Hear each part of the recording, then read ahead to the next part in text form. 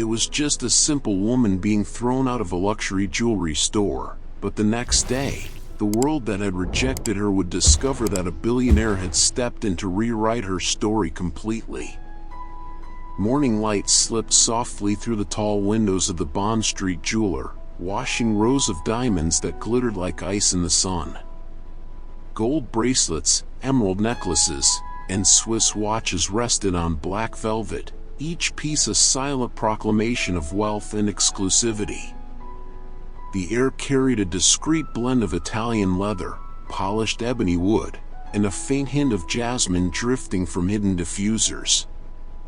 Every detail, from the white Carrara marble floors to the gold-plated door handles, seemed designed to intimidate, to remind every person who entered of the abyss between those who belonged and those who only looked on. At the center of that temple of opulence, Illyria looked out of place, almost unreal. Her 22 years weighed heavier on her shoulders than they should. She wore a simple white t-shirt, washed to a soft fade, and modest jeans discreetly mended at the right knee. Her sneakers, clean, but with soles worn almost smooth, made barely a sound against the gleaming marble.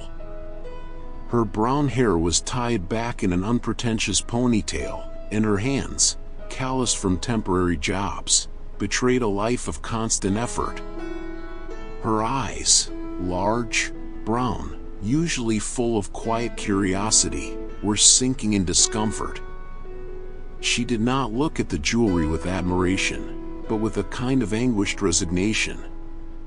Each display case seemed to shout that this was not her place, that she was an intruder in a world that did not belong to her. With trembling hands, she took a small silver brooch from her jeans pocket. It was an old piece, delicate flowers worn down by time and a tiny clasp that had lost its shine. Her mother had always worn that brooch at the few special events in their lives: graduations, birthdays, Illyria's high school graduation. "One day you will understand what this is worth," her mother would say, with that sad smile Illyria had never fully understood. Now, with eviction looming and bills piling up, that brooch was her last tangible hope. "I would like to know if you appraise pieces," she said, her voice low, almost a whisper, as if afraid to disturb the solemnity of the place. The salesperson, a middle-aged man in a navy suit that cost more than Illyria's monthly rent, approached with fluid movements. His Italian leather shoes made no sound on the marble. His blue eyes, cool and appraising, swept over Illyria from head to toe before they even glanced at the brooch. "We have a very clear policy," he said, voice smooth but as cutting as glass. "We do not appraise items of unverified provenance." His hand made an elegant gesture toward the door, a movement at once polite and profoundly humiliating. "And, I must add, this space is reserved for clients with purchase intentions." Humiliation arrived fast and hot, rising up Illyria's neck until it colored her cheeks. She felt the weight of 4 other employees' eyes, all in immaculate suits, all stationed strategically around the store, watching the scene with distant curiosity, like scientists observing a rare specimen. She lowered her eyes, slipped the brooch back into her pocket with abrupt movements, and backed toward the exit, each step echoing through the jeweler's vast hush. The heavy oak and glass door closed behind her with a soft, final click, like the sound of a verdict being delivered. Outside on Bond Street, the world kept its frenetic rhythm. Luxury cars slid along the asphalt, tourists with designer shopping bags chatted animatedly, and the sound of black cabs created a constant urban symphony. Illyria paused on the sidewalk for a moment, breathless, as if she had just stepped out of an airless room. The cold London morning breeze brushed her face, still burning with shame, but could not soothe the sting of humiliation. She began to walk, folding into the crowd, becoming one more invisible person in a city of millions. Each step carried her further from the world of Bond Street's luxury, back to a reality of unpaid bills, of fridges almost empty, of hard choices between eating well or paying for transport. On the train back to Peckham, she pressed her forehead to the cool window and watched London pass. The city's gleaming towers gave way to more modest apartment blocks, then to the familiar streets of her neighborhood. Each sway of the carriage seemed to mark the distance between two worlds, the one that had expelled her and the one where she merely survived. Her Peckham flat smelled of old damp and cheap detergent. It was a tiny studio with few pieces of furniture, a worn sofa inherited from her former landlady, a shelf of used books, a card table that doubled as a desk. On the wall, only two photos, one of her mother, smiling in a rare moment of genuine happiness, and another of Alara at her high school graduation, wearing the very brooch that now weighed in her pocket like a reminder of failure. Alara set her keys in the plastic dish by the door and went straight to the small kitchen. She filled the kettle for tea, her only daily luxury. While she waited for the water to boil, her eyes drifted to the overdue rent notice on the table, the final warning that had arrived the morning before. 3 weeks late. Eviction would come in 5 days. Her mother had always spoken about another life, about destinies that wait for us. Alara had always written those words off as the romantic sadness of a woman who had known only poverty. Now, those memories echoed with a different resonance, but she smothered them. It was easier to believe they were the fantasies of someone who needed to believe in something better. Night fell over London, and Alara fell asleep on the sofa, physically and emotionally exhausted, the brooch still clasped in her hand. The next morning arrived gray and damp, typical of a London autumn. Alara sat at the kitchen table, an empty teacup before her, staring at the same bill that refused to disappear. The doorbell rang, cutting through the stillness of the small apartment. When she opened the door, she found an older man, perhaps in his early 60s, wearing a cashmere overcoat that looked absurdly out of place in the simple hallway of her building. He carried a slim leather briefcase, the kind Alara had only seen in films, and he held himself with the straight-backed ease of someone long accustomed to authority and comfort. "Alara Westcott?" he asked, voice calm but carrying a natural authority. She nodded carefully, tugging her cardigan closed without thinking, as if it could shield her from that intimidating presence. "My name is Robert Hastings. I am a senior attorney at Hastings & Associates. I represent the interests of the late Mrs. Eleanor Westcott." Alara frowned, confused. "I am sorry, there must be a mistake. I do not know any Eleanor Westcott." The lawyer studied her, his experienced eyes searching her face as if examining a familiar painting long lost. "Eleanor Westcott," he repeated, pausing strategically before the next words. "Your maternal grandmother." He opened the briefcase with precise movements and withdrew a heavy paper envelope, sealed with a red wax crest that looked almost medieval. "She passed away 3 weeks ago," he continued, his tone professional but touched with genuine respect. "She spent the last 3 decades trying to locate her only daughter, Margaret, your mother, and, subsequently, you, after Margaret, well, after her passing." He extended the envelope to Alara, who took it with visibly trembling hands. The paper was thicker and smoother than anything she had ever touched, like silk turned into card.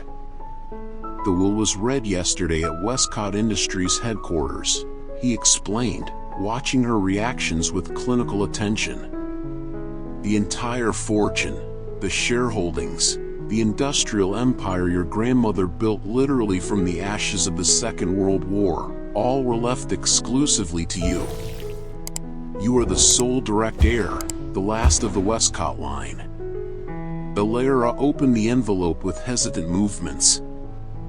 Her hands shook so much she almost tore the precious documents. Inside, there was a faded photograph of a serious woman, strong aristocratic features, and eyes that, even through time and paper, conveyed an almost palpable intensity. And below the photograph, legal documents with numbers that made her head reel, so many zeros she had to read them several times to grasp the magnitude. Her gaze drifted from the lawyer to the photograph, then to the documents, and then to the modest room around her, the overdue rent notice still on the table, the vivid memory of the salesperson's outstretched hand pushing her out of the jewelry store. The same hand that now held papers claiming she owned everything that, the day before, had rejected her so brutally. She did not smile. She did not cry. There were no exclamations of joy. She simply sat heavily in the nearest chair, the weight of a new reality replacing the weight of humiliation.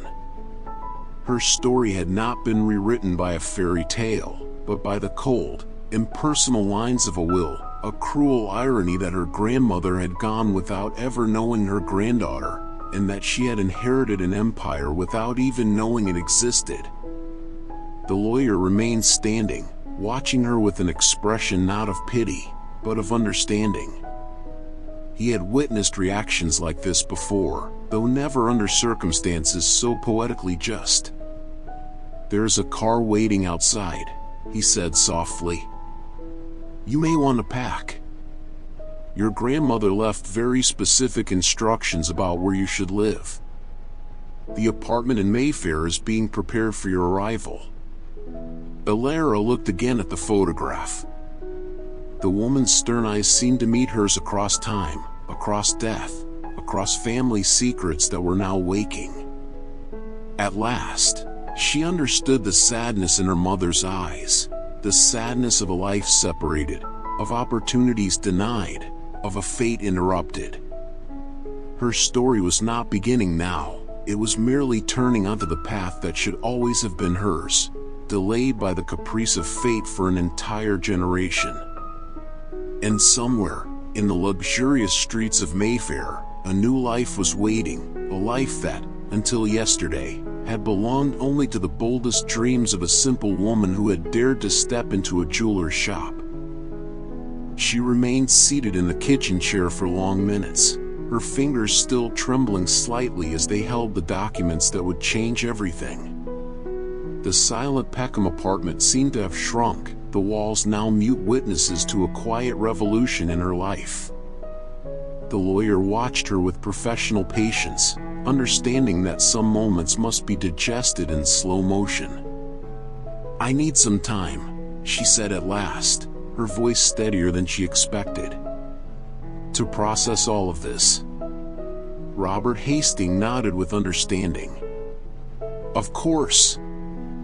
I left my card on the table. The car will be waiting when you are ready.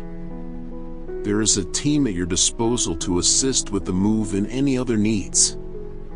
When the door closed behind him, Billionaire let out a long, shaking breath she had not realized she was holding. Her hands opened the documents again, her eyes tracing lines that detailed industrial empires, holdings in companies, properties spread across the world. Numbers that seemed pulled from a novel, not from her real life. Her steps carried her to the small window. Outside, Peckham moved along its usual course, children playing in the street, neighbors chatting on stoops, the distant hum of traffic. It was the same scene as always, but now seen through a new filter, as if someone had adjusted a camera's focus and everything felt at once familiar and strange. The decision came naturally. She opened the small hallway cupboard and took out a plain suitcase, the kind she had used for so many moves before. Each object she placed inside, modest clothes, well-read books, the few family photographs, seemed to carry the weight of farewells. But this time was different. This was not an escape, it was a transition. As she folded a blouse, her eyes fell on the photograph of her mother on the table. Margaret smiled, but there was a shadow in her eyes that Alara had always attributed to the hard life they led. Now, she wondered how many stories her mother had carried in silence, how many family secrets had shaped that quiet melancholy. The suitcase was ready much faster than she expected. It felt ironic that an entire life could fit into so little space. Before leaving, she wrote a note for her landlady, not explaining everything, but assuring her that the overdue rent would be paid, with something extra for her understanding. It mattered to Alara to keep that dignity, to honor commitments even when everything was changing. The car waiting on the street was discreet but unmistakably luxurious, a black sedan with tinted windows that looked as if it had rolled out of another universe. The driver, a man in his middle years with an impeccable uniform, opened the door with a respectful gesture. "To Mayfair, Miss Westcott?" he asked, and for the first time someone used that name with a reverence that sounded strange to her ears. The drive across London felt like watching a film in which she was both audience and lead. The busy streets of Peckham gave way to wealthier neighborhoods, the architecture shifting gradually, the gray facades replaced by brighter, carefully tended tones. She watched everything through the window, her hands folded in her lap, her fingers still trembling now and then. The Mayfair apartment was in a restored Georgian building with a red brick facade and tall, elegant windows. Entering the lobby, Alara felt as if she were stepping into a museum, marble floors, a spiral cast-iron staircase, the discreet scent of fresh flowers. Everything spoke of a history she did not know, of a life that should have been hers all along. The door opened onto a space that felt like an art gallery, high ceilings, polished dark wood floors, furniture both functional and designed. Large windows offered a breathtaking view across London's rooftops, and for the first time in a long while, Alara felt she could breathe deeply without the weight of daily survival pressing on her chest. A woman around 50, in a simple but elegant suit, approached with a professional smile. "Good afternoon, Miss Westcott. I am Clara, the property manager. I am here to help you settle in and explain how everything works."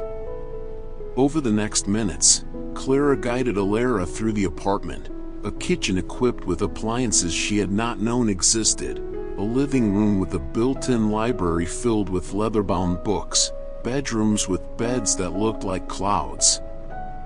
Everything was perfect, organized, and a little frightening in its perfection.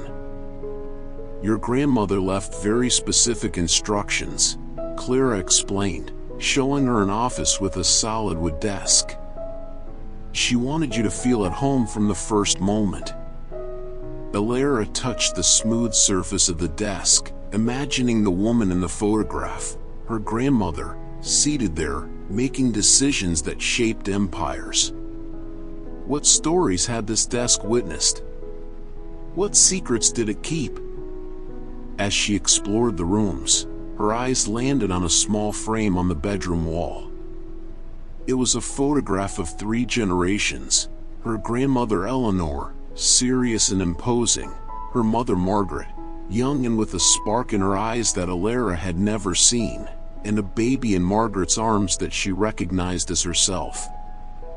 The image told a story of continuity, of bonds that time and circumstance had not fully severed. She sat on the edge of the bed, the photograph in her hands. The puzzle pieces were beginning to fit: her mother's sad eyes, the stories of another life, the brooch that had been her last link to a past she did not fully understand. Everything made sense now, but the understanding came with a soft ache for the time they had not had together. Afternoon slid over London, painting the sky in oranges and purples. Alara stood at the living room windows, watching the city lights begin to appear. There, in that silent, luxurious apartment, she felt for the first time that she belonged to two worlds: Peckham, with its struggles and simplicities, and this new world of privileges and responsibilities. Her eyes fell on the brooch she had left on the kitchen table, the same piece that had been rejected on Bond Street. Now, under the apartment's soft light, the silver seemed to glow with a new intensity, as if it had finally found its true place. She knew the journey was only beginning. There was much to learn, to understand, to reconcile. But for the first time in a long time, Alara felt that she was not merely surviving, she was about to live in a way she had never thought possible. The discreet phone on the coffee table rang, breaking the silence. It was Robert Hastings, the lawyer. "I hope you are settling in well. There are a few matters I would like to discuss with you tomorrow, when you are rested. Your grandmother left some letters for you." He paused, "and I believe it is time you read them." Alara agreed, setting the meeting for the next day. As she hung up, a growing curiosity stirred. What else would her grandmother tell her? What family secrets waited to be uncovered? As she prepared to sleep in that vast, comfortable bed, Alara looked once more out the window. London stretched at her feet, lit and vibrant.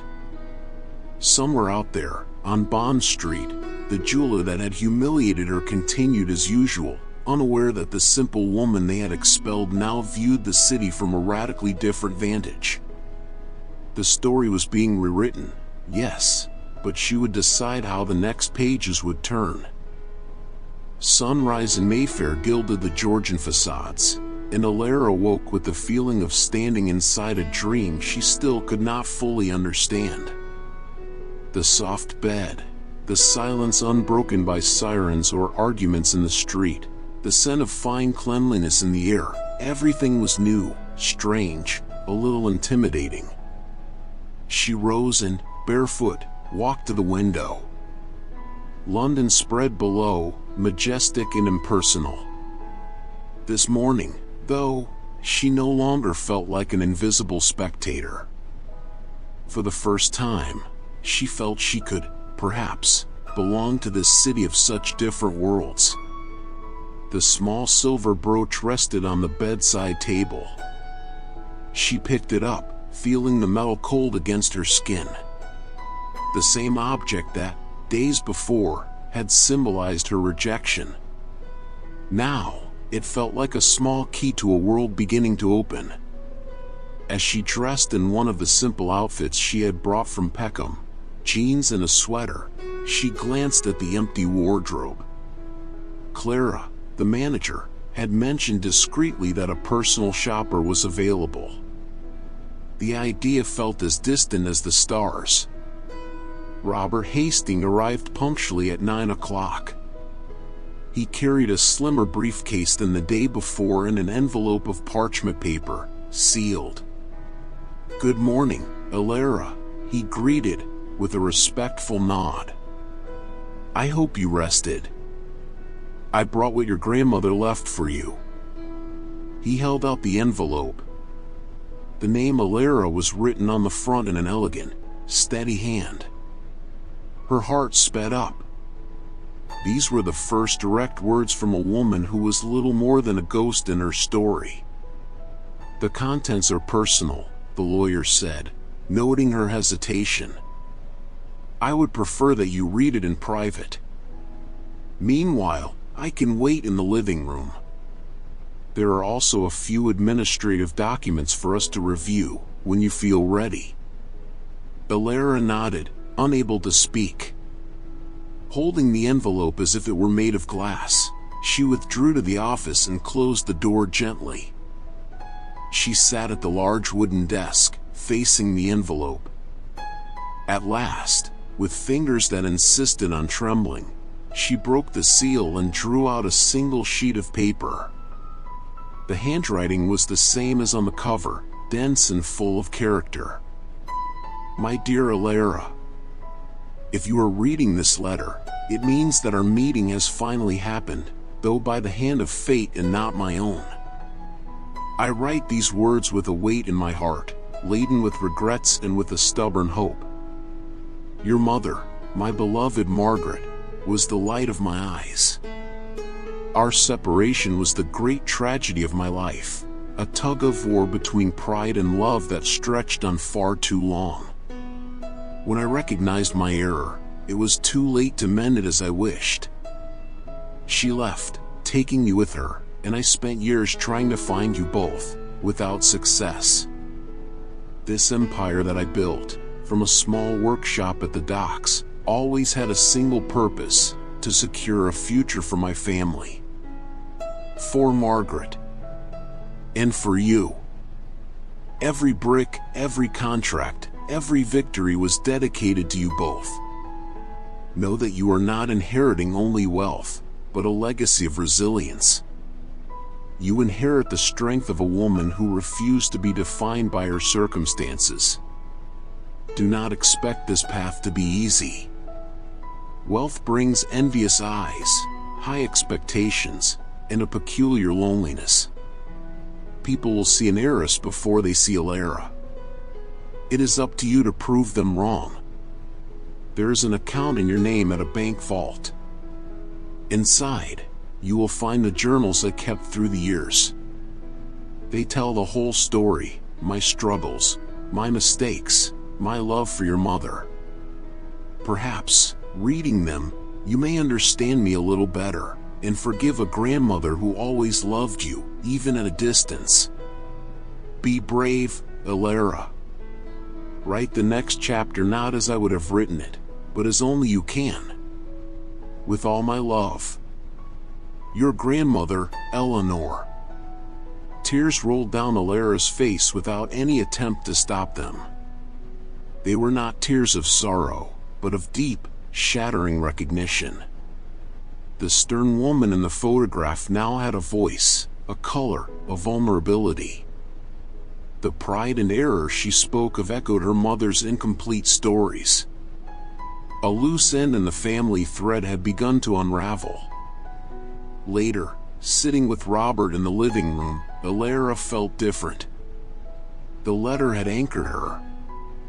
The inheritance was no longer a terrifying abstraction, but a responsibility that carried her family's blood. I am ready to see the documents, she said, her voice firm. Robert spent the next hours guiding her through a maze of holding companies, investment funds, properties, and shares. Westcott Industries was a sprawling conglomerate with interests in logistics, green technology, and real estate. Alara listened, asked questions, took notes. The mind that had been trained to manage tight budgets and complex survival arithmetic now applied itself to multimillion-dollar cash flows. It was frightening, but also, surprisingly, natural. There is a board meeting next week, Robert informed her at the end. Your presence, as majority holder, is expected. It will be your first public appearance as the heiress.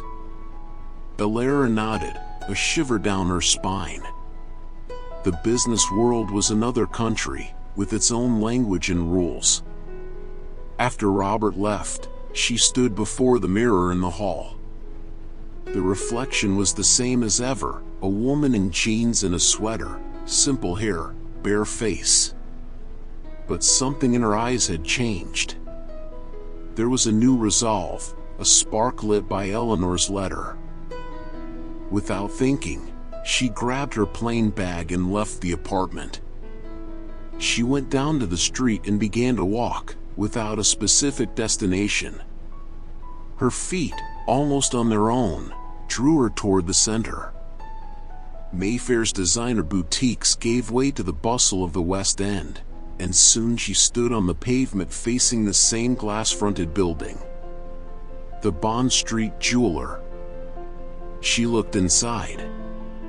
The same salesperson in the navy suit attended an elegant couple, his face wearing the same professional, empty smile. The outstretched hand that had expelled her felt like a distant echo. Billionaire did not feel anger. Surprisingly, she felt a faint pity. That man, in that temple of opulence, was as much a prisoner of his rules and prejudices as she had been a prisoner of poverty. She did not go in. She simply stood there for a moment. This was not the time for confrontation or a dramatic reveal. This was the moment to understand that her journey was not about proving something to them, but about finding herself. She turned and kept walking, merging with the crowd. But this time, she was no longer invisible. She carried the weight and the promise of a name, the quiet strength of 2 generations of women, and the growing courage to write her own story. The next block of her life was waiting, and she was finally ready to begin building it. The week that followed was a silent whirlwind. Billionaire plunged into Eleanor's journals, each page a window into the life of the grandmother she had never known. The entries revealed not only a relentless business magnate, but a woman who wrestled with the loneliness of power, who wept over her distance from her daughter in tear-stained pages, and who built an empire with calloused hands of determination. Billionaire read late into the night, and with each story, Eleanor became more real, more human. She learned about her tactics in business, her non-negotiable values, and the price she had paid for success. With Clara's discreet guidance, Billionaire also took her first practical steps in this new world. She visited a quiet tailor on Seville Row, where soft fabrics and precise measurements made her feel like an engineering project.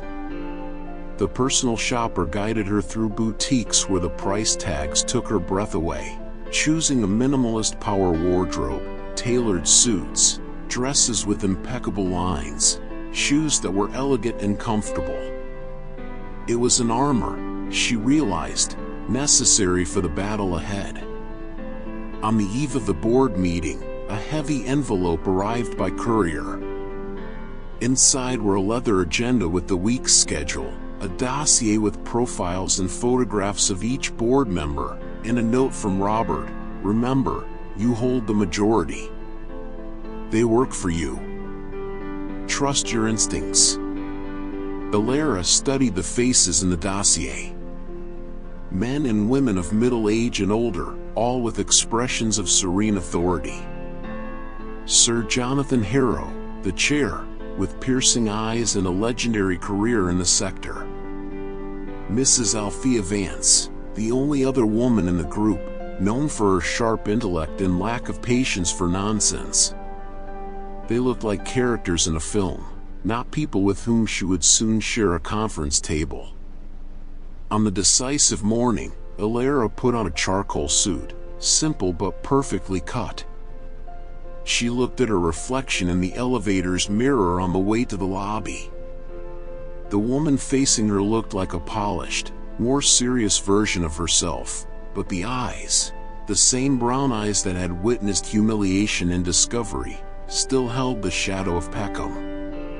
The car took her to a tower of glass and steel in the city of London.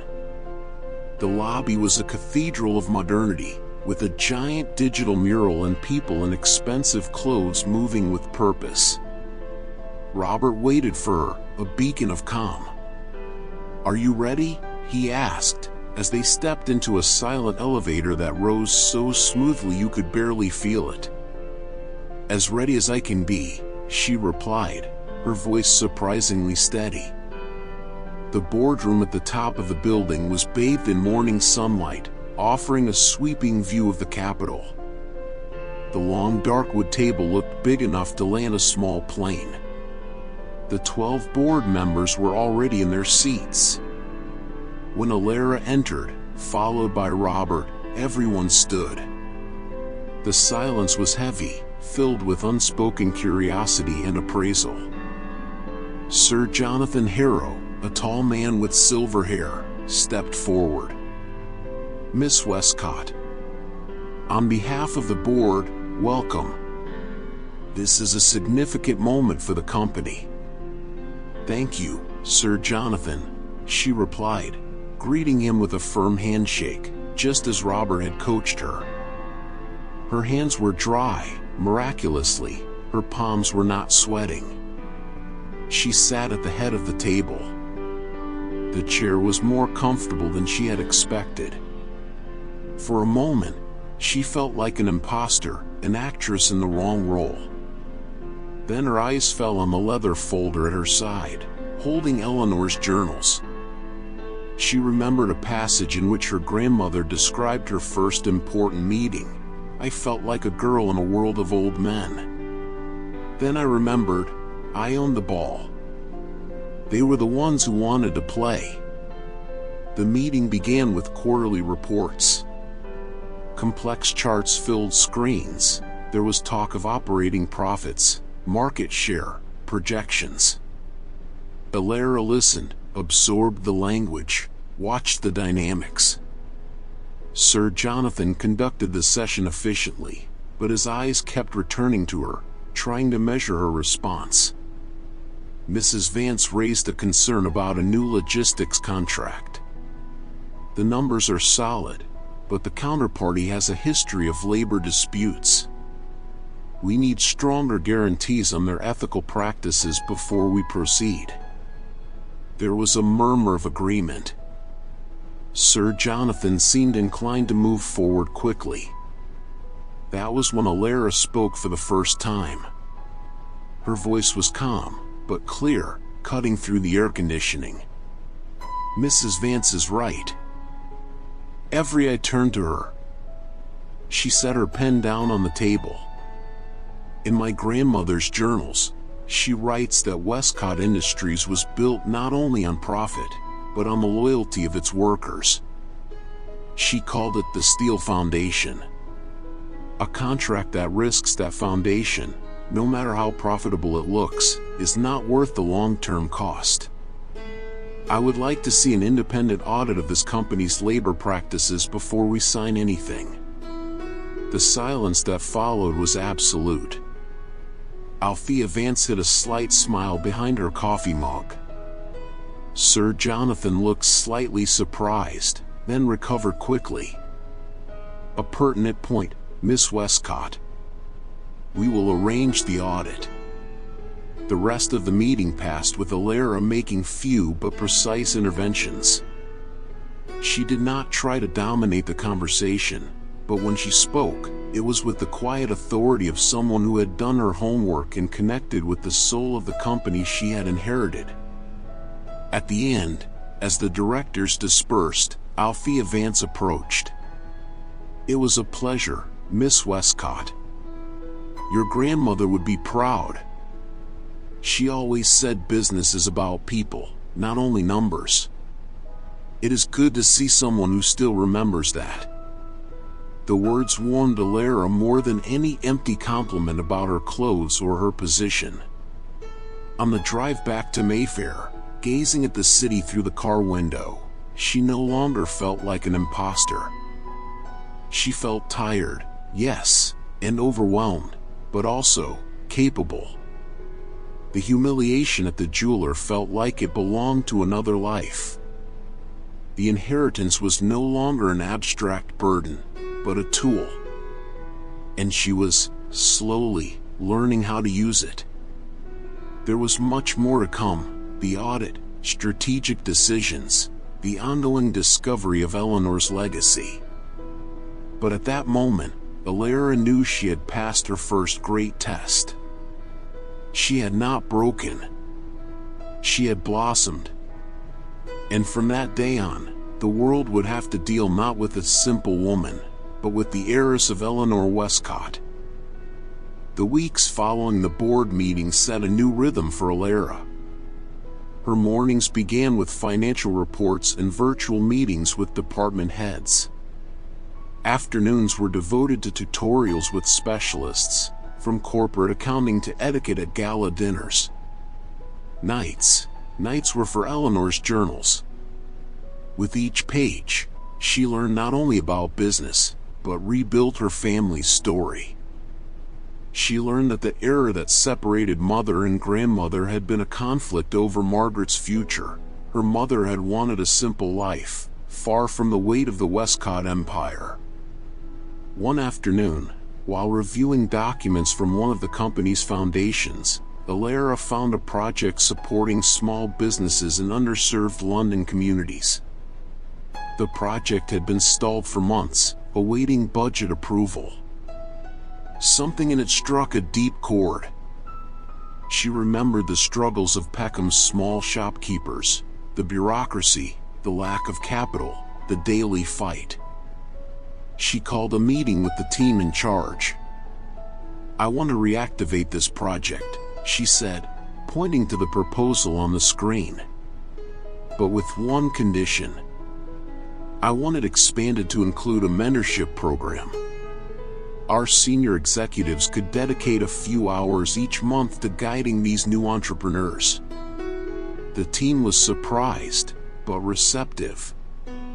It was a different kind of initiative, more personal than the usual anonymous donations. Sir Jonathan, when informed, frowned, but yielded. "It is an unusual use of our leadership's time. But if that is what Miss Westcott wants." The Foundation Project, a name she chose in honor of Eleanor's phrase, was born.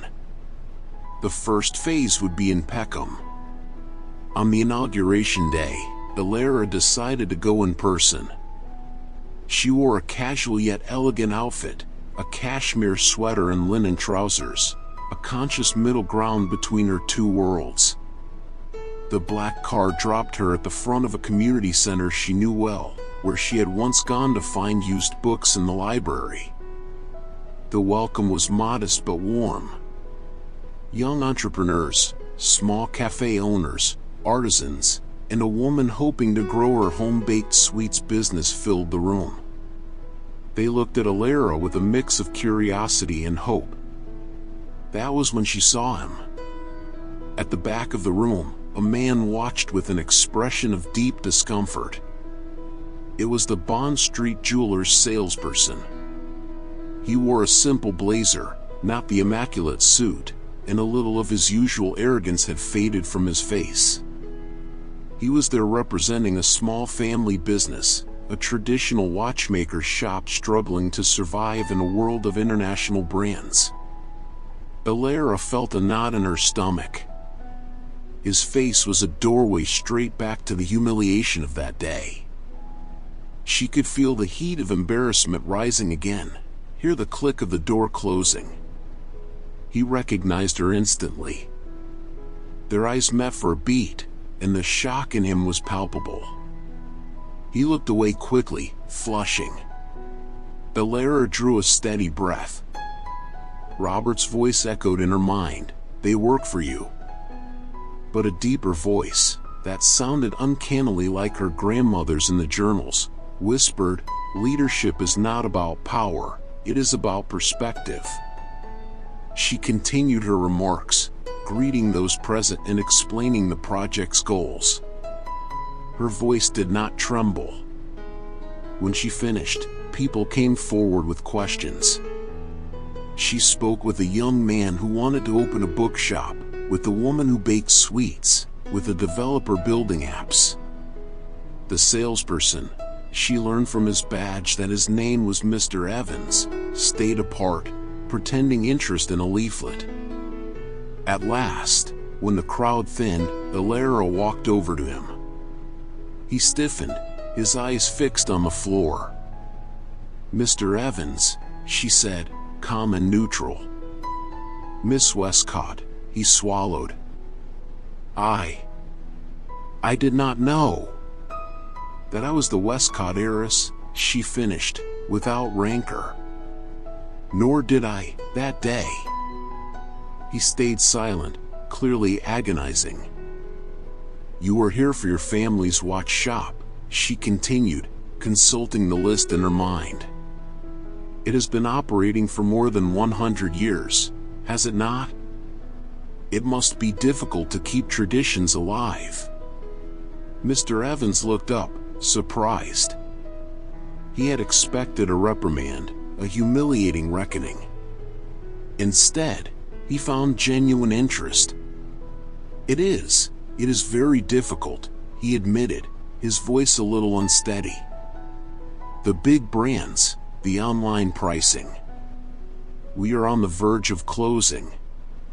Billionaire listened as he laid out the challenges. She was not doing this out of kindness, she realized. She was doing it because understanding his struggle, everyone's struggle here, was essential. It was the steel foundation Eleanor had spoken of. "The mentorship program can help," she said at last. "One of our marketing directors can bring some ideas. And the foundation can offer a low-interest line of credit to help you modernize the shop." The relief on Mr. Evans's face was so intense it was almost painful to see. "Thank you, Miss Westcott. Thank you. I am deeply sorry for what happened." She lifted her hand, gently. "The past is a place of reference, not of residence, Mr. Evans. Let us focus on the future of your watchmakers." On the drive back to Mayfair, Billionaire felt a different serenity. Not the euphoria of revenge achieved, but the deep satisfaction of having used her position not to crush, but to lift. She had faced the ghost of her greatest humiliation and, in doing so, had healed a small part of that wound, in herself and in the man who had caused it. At home, a new letter from Robert awaited, detailing progress on the audit she had requested. She read it, then looked out at London's night view. Her mother's brooch, now cleaned and polished, shone on her table. She was no longer the frightened heiress, nor the humiliated woman. She was Alara Westcott. And she was finally ready not only to inherit an empire, but to bend it to a legacy that was as much hers as her grandmother's. The next chapter, she knew, would be written by her own hand. The success of the foundation project in Peckham echoed through the corridors of Westcott Industries in a way financial reports never could. Employees who had viewed the new heiress with caution now greeted her with genuine respect. The story of Mr. Evans and his watchmaker's shop, though not publicized, traveled in whispers. Billionaire had not used her power to crush, but to raise, and that resonated deeply in the corporate culture. Meanwhile, the labor audit she had commissioned was completed. The report, delivered in a closed executive meeting, was blunt. The company in question, despite attractive numbers, had serious flaws in its labor practices, including unpaid overtime and questionable safety conditions. Sir Jonathan Harrow, pragmatic, argued, the projected profits are significant. We can pressure them to comply after the acquisition. Billionaire straightened, replying with a calm that silenced the room. Sir Jonathan, buying a company with such practices is to be complicit in them. It would endorse the message that profit justifies everything. My grandmother wrote that reputation is the most valuable asset, and the hardest to rebuild. Westcott Industries will not be complicit. The deal is off. There was no room for debate. For the first time, she was not merely participating, she was leading. The decision, though financially risky, was a milestone. Althea Vance approved with an almost imperceptible nod. Billionaire was honoring the steel foundation. Outside the boardroom, Robert sought her out. There is an item in your grandmother's will that I have not shown you yet.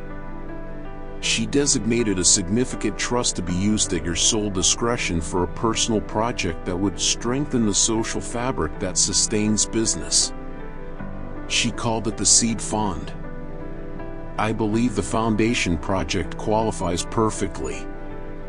It was the final confirmation that she was on the right path. Eleanor had not wanted only a successor, she had wanted a visionary. One afternoon, while reviewing the journals, Alara found a passage that made her stop. Eleanor described the deep regret of not supporting Margaret's wish to become a teacher. She wanted to build minds, not empires. I forced her to choose, and I lost my daughter. A business can be rebuilt, but time with those we love cannot. The pain in those words was tangible. Alara closed her eyes, imagining her mother, Margaret, relinquishing her dream to face a world for which she was unprepared. Then the idea came, clear and urgent. She called Robert and Althea Vance. I want to use part of the seed fund to create the Margaret Westcott Scholarship. We will offer full education, undergraduate, graduate, whatever it takes, for children of our company's low-income employees who wish to pursue careers in education, the arts, or social service. Fields that build society, but are often discouraged because they are not profitable. Althea, usually reserved, smiled openly. It is brilliant. It honors your mother, strengthens employee loyalty, and invests in the real future. Eleanor would be delighted. The project moved with surprising speed. Human resources was mobilized, universities were contacted. The news spread through the company, generating a wave of pride and gratitude. Alara was not handing out charity, she was investing in dreams, as she wished someone had done for her mother. On the eve of the official announcement, Alara made one last visit to Peckham. She walked the streets that had once marked the limits of her world, and that now were a reminder of her roots. She stopped outside the old apartment, then went to the small park where her mother had taken her on Sundays. She sat on the same bench as always. A young mother played with her child nearby, their laughter carrying on the afternoon air. In her, Alara saw a reflection of Margaret, struggling, loving, dreaming. She took the brooch from her bag.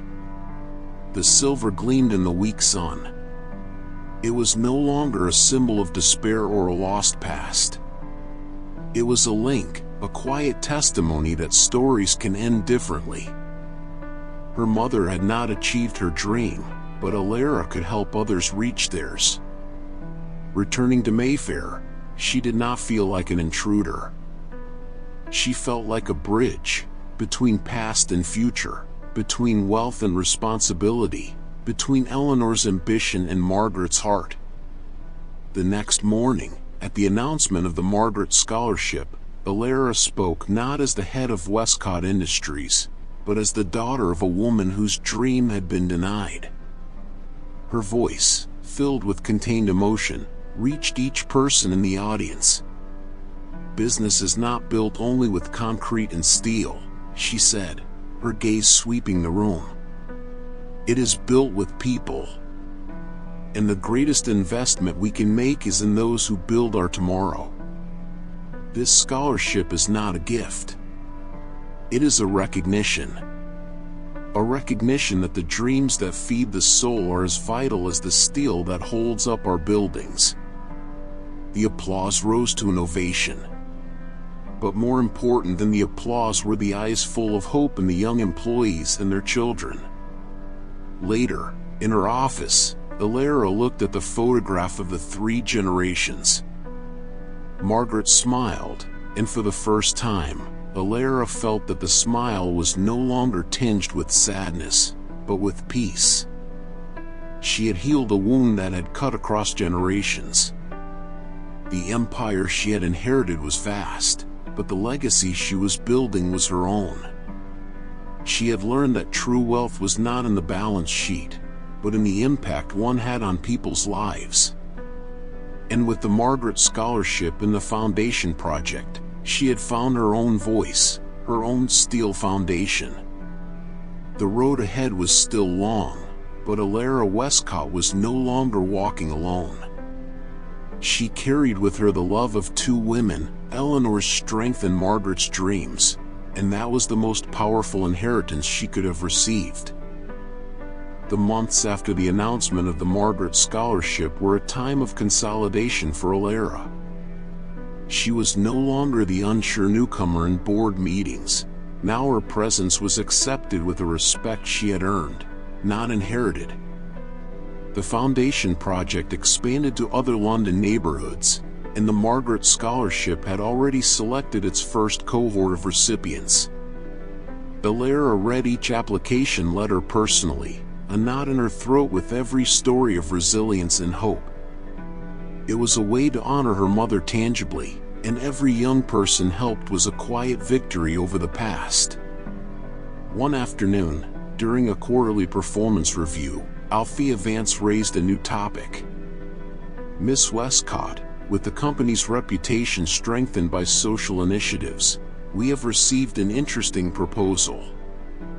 The Lennox Group, a family company with a strong presence in the renewable energy sector, is interested in a strategic partnership. They admire our ethical approach and see synergies. Alara knew the Lennox Group. It was a respected company with a clean track record and a commitment to sustainability that went beyond marketing. Sir Jonathan, usually cautious, seemed enthusiastic. They are solid. A partnership could open doors for us in the European clean energy market. Schedule a meeting, Alara decided. I want to meet them in person. The meeting was set for the following week at Westcott Industries offices. On the morning, Alara wore a navy suit, feeling confident. She had studied the Lennox Group in depth, their projects, their corporate culture. She knew the chief executive officer, Alexander Lennox, was a man in his 50s, known for a direct style and a passion for innovation. She did not expect his daughter, Clara Lennox, a young, dynamic woman who served as the company's director of innovations and would accompany her father. When the Lennox team entered the conference room, Alara recognized Alexander from photographs, but it was Clara who drew her eye. She had a contagious energy and an easy smile, and her eyes shone with intelligence. Introductions were formal, but the atmosphere soon relaxed. Alexander Lennox was a sharp but fair negotiator. Clara proved herself a visionary, presenting bold ideas for joint solar projects in underserved communities, perfectly aligned with the character of the foundation project. I believe business must generate profit and positive impact, Clara said, looking directly at Alara. Your work in Peckham is inspiring. It shows that it is possible. Alara felt an immediate connection. It was rare in the corporate world to find someone who shared her vision so genuinely. The meeting ran long, with lively discussions about numbers, but also about values. In the end, a preliminary agreement was set, with a due diligence phase to follow. I would like to invite you to dinner, Alexander said as they said farewell. To discuss in a more informal setting. My wife, Helena, would love to meet you. Alara accepted, curious. High society social life was still new ground for her, but this felt like a chance to deepen a promising partnership. Dinner was at the Lennox home, a restored Georgian house in Hampstead, full of books, modern art, and a family warmth Alara had not felt since childhood. Helena Lennox was a gracious host, a retired literature teacher with a sharp interest in life stories. She was the one who, after dessert, drew Alara to a corner of the library. My daughter does not stop talking about you, Helena confided, with a mischievous smile. She needs a friend like you. someone who understands the pressure of carrying a legacy, but also has both feet on the ground. Meanwhile, in the winter garden, Clara and Alara talked about everything and nothing: favorite books, places they wanted to visit, the difficulty of being a woman in positions of power, the simple pleasures of ordinary life. Clara laughed easily and listened closely. Alara felt light, as if speaking with a longtime friend, not a business counterpart. "You know," Clara said, twirling her glass of juice, "my father is impressed with you. He said you have your grandmother's courage, but your mother's heart. And he does not praise just anyone like that." Alara smiled, warmth rising in her chest. It was the first time someone outside her closest circle had described her that way, and the accuracy moved her. In the days that followed, due diligence progressed smoothly, but it was the start of a friendship between Alara and Clara that became the most significant development. They began meeting for coffee, visiting art galleries, even volunteering together at one of the foundation projects. Clara became a confidant, someone with whom Alara could speak about doubts, fears, and small victories without judgment. During one of those conversations, Clara gently challenged her. "Have you considered telling your story publicly? Not to promote yourself, but to inspire others. To show that wealth is not only about having, but about making a difference." The idea scared Alara at first. Her private life was a treasure she guarded fiercely. But she remembered Eleanor's journals, where her grandmother wrote about the loneliness of power, about how hiding her vulnerabilities had isolated her. Perhaps it was time to break that cycle. While she reflected on that, a new challenge arose. One of the more conservative board members, Mr. Davies, publicly questioned the allocation of resources to the Margaret Scholarship in an interview, suggesting it was a superfluous expense in uncertain economic times. The note appeared in a national financial newspaper. Sir Jonathan was furious. "It is insubordination," he growled, in an emergency meeting. Alara, however, kept her calm. "Let me handle it." She did not respond with an aggressive press release. Instead, she invited Mr. Davies to visit with her one of the community centers where a young scholarship recipient, a former delivery rider now studying to become a teacher, was giving tutoring lessons to children. She said not a word during the visit, only let Mr. Davies see the impact with his own eyes. On the drive back, Mr. Davies, a man unaccustomed to showing emotion, was visibly moved. I had not understood the scope of the project," he admitted, his voice a little rough. "Those children, they would have far fewer chances without this. It is about investing in our own future, Mr. Davies," Alara said softly. "These children may one day be the engineers, the teachers, perhaps even the leaders who will sustain Westcott Industries. It is the Steel Foundation in action." He did not apologize publicly, but at the next board meeting he quietly supported a proposal to expand the scholarship fund. It was a small victory, but a significant one. That night, Alara had dinner with Clara and her family. Seated at the table, surrounded by bright conversation and easy laughter, she glanced at the brooch she always wore. It was no longer a symbol of a painful past, but a reminder of journey and growth. She had an empire to steer, partnerships to build, and now, a friend with whom to share the weight and the joys. There was more to come. The agreement with the Lennox Group would soon be formalized, and the idea of sharing her story publicly still intrigued her. But for the first time, Alara felt she was not merely fulfilling a destiny, but shaping it actively, with her own hands and with the support of bonds worth more than any fortune. Sitting at the Lennox's table, wrapped in the warmth of a family home, Alara felt a rare sense of fullness. The brooch at her collar seemed to whisper no longer of past losses, but of the present she had built. She had found her place, not as an heiress or an intruder, but as the architect of her own fate. And deep inside, a quiet certainty bloomed. That night was not a destination, but the threshold of everything still to come.